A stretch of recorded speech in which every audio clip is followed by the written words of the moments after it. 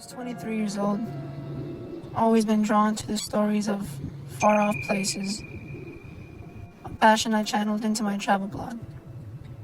On my recent trip to a coastal town, I was guided by recommendations from my followers, leading me to Tom.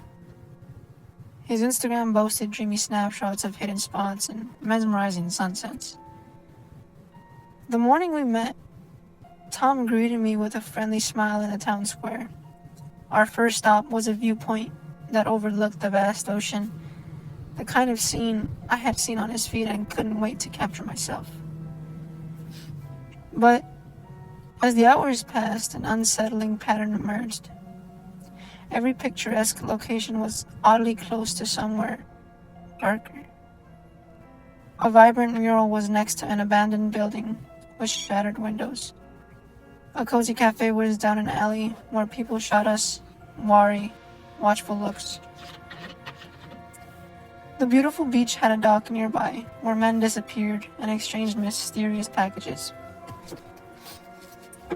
Tom's tales, one rich with local legends, and history began to take a more somber tone, filled with warnings and veiled threats about the town.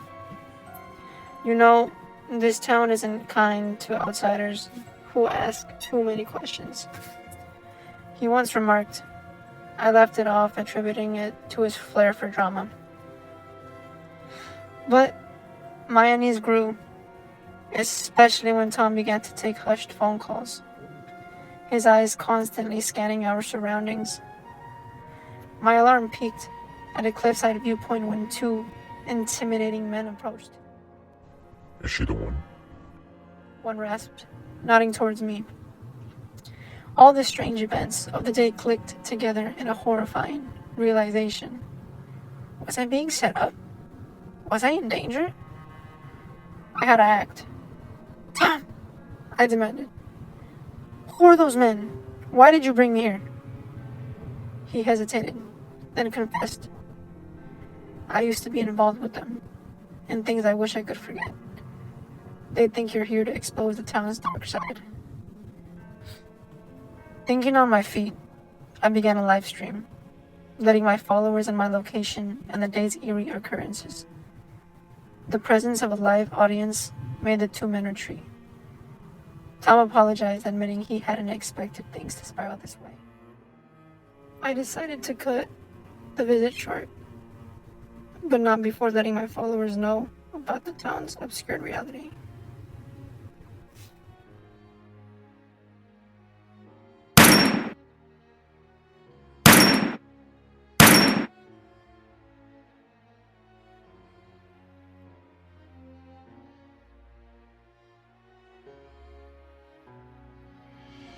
I have always believed in serendipity. So, when Michelle slid into my Instagram DMs, gushing about her mutual love for indie music, niche book genres, and even the same quirky coffee shops, it felt like fate. Her picture showed a pretty, charming girl with a wide smile and kind eyes. Our online chemistry was undeniable. So, when she suggested we meet at our quote, favorite cafe, it seemed like the perfect first date idea. Our meetup was nothing short of magical. We laughed, shared stories, and it genuinely felt like I was catching up with an old friend. She remembered little details from our chats, like my love for caramel lattes or my recent trip to Greece. A few days later, things took a bizarre turn. I started noticing tiny oddities in my apartment. My favorite book wasn't where I left it. A mug I hadn't used in weeks was suddenly in the sink.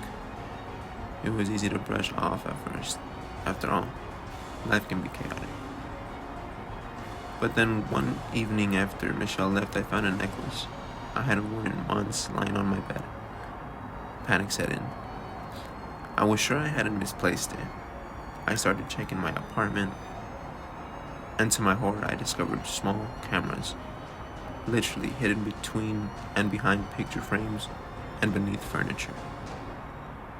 The realization was chilling. Someone had been watching me. The evidence pointed towards Michelle, but why? And for how long? I confronted her the next time we met, trying to keep my cool. Michelle, have you ever been in my apartment without me knowing? She looked taken aback, but then her gaze dropped. I thought I was being romantic, She started. getting to know you better, so we could have the perfect relationship. I was genuinely horrified. By spying on me? I demanded. She tried to justify herself. I just wanted to know everything about you. Your likes, dislikes, everything you shared online and everything you didn't. That way, we could be perfect for each other. As she confessed, I realized that our shared interest, the little coincidences, were all curated. She had studied me, using the cameras and our online chats to shape herself into my perfect match. Feeling betrayed and violated, I immediately cut ties with Michelle. I reported her to the police, and the depth of her deception became clear. She'd done this to other men, tailoring herself to be their dream girl using intrusive methods. The aftermath was tough. Trusting became difficult, and I took a hiatus from social media. But with time, therapy, and the support of genuine friends, I started healing. The experience was a stark reminder that in the age of online connection, not everything is as it seems. The line between getting to know someone and infringing on their privacy is razor thin, and it's essential to stay vigilant.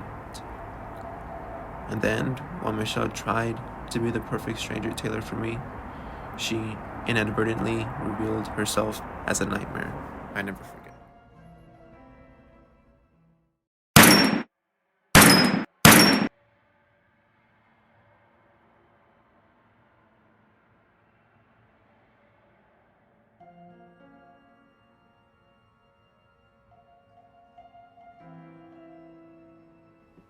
Ever since I started sharing nostalgic photos of my childhood town on Instagram, I'd been connecting with people who remembered those same specific places.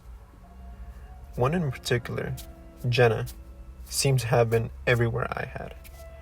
We reminisced about the old playground, the corner store, the schoolyard games, so when she suggested we meet up to relive those memories, it felt natural to agree. We started our day at the park, where we'd both spent countless amount of hours. But now as Jenna and I wandered reminiscing about the past, I received an anonymous message. It described in vivid detail a memory of me falling off the swing set, an incident I never shared online. Brushing it off as weird coincidences, I continued our walk. But as we moved from place to place, more messages came, each one revealing personal incidents from my childhood. How could anyone know these things? I tried to laugh it off, joking with Jenna about having a stalker and all. But Jenna's reactions grew more reserved. She claimed ignorance, but when I received a message describing a secret hideout I'd made when I was 10, something only a close friend would have known, I couldn't ignore my growing suspicions. Confronting her, I asked, Jenna, is there something you're not telling me? How do you know these things? She looked away, hesitating before admitting, I used to watch you when we were kids. I wanted to always approach you, be your friend, but I was too shy. I realized that Jenna was someone from the past, someone who'd observed my childhood from a distance. While it explained the Instagram messages and her deep knowledge, it left me with an unsettling feeling about how memories could be so different for two people who grew up in the same place.